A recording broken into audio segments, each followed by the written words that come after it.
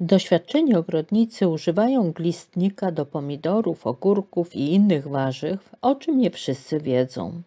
Na wielu działkach wśród chwastów i innych ziół rośnie również glistnik, czyli jaskółcze ziele, który jest używany przez wiele osób tylko jako środek medycyny naturalnej.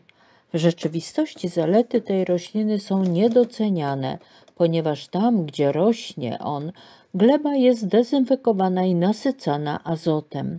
Jak używać glistnika w ogrodzie? Roślinę można stosować jako środek owadobójczy oraz jako nawóz. Głównie ogrodnicy dokarmiają nim pomidory, aby rośliny nie zachorowały. Jak przygotować taką mieszankę? Aby przygotować ten nawóz naturalny, musimy zebrać na ręcz glistnika, pokrzywy, podbiału, mniszka lekarskiego i żywokostu w równych proporcjach.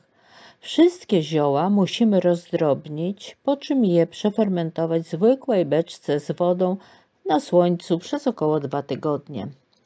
Do podlewania gotowy napar należy rozcieńczyć z wodą w stosunku 1 do 10, czyli 1 część nawozu i 10 części wody. Podlewamy tylko, gdy gleba jest mokra. Takim naparem możemy nawozić pomidory, ogórki, paprykę, bakłażany. Szkodniki. Korzyści z glistnika nie ograniczają się tylko do zasilania roślin. Z niego możemy również przygotować napar do zwalczania szkodników, w tym również mszyc. Wystarczy namoczyć kilka roślin w 10-litrowym wiadrze wody na kilka godzin. Gdy woda stanie się brązowa, roztwór można wykorzystać do leczenia upraw ogrodniczych z mszyc, ciem i innych owadów, po prostu je spryskując. Jakie właściwości ma glistnik?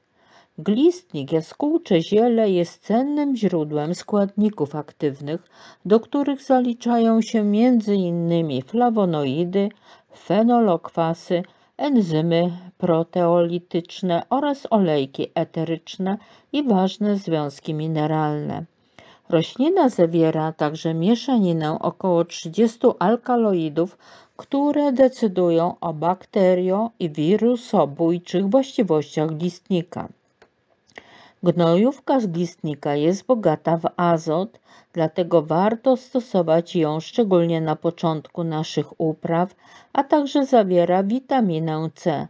W korzeniu zawartość alkaloidów jest znacznie większa niż w zielu.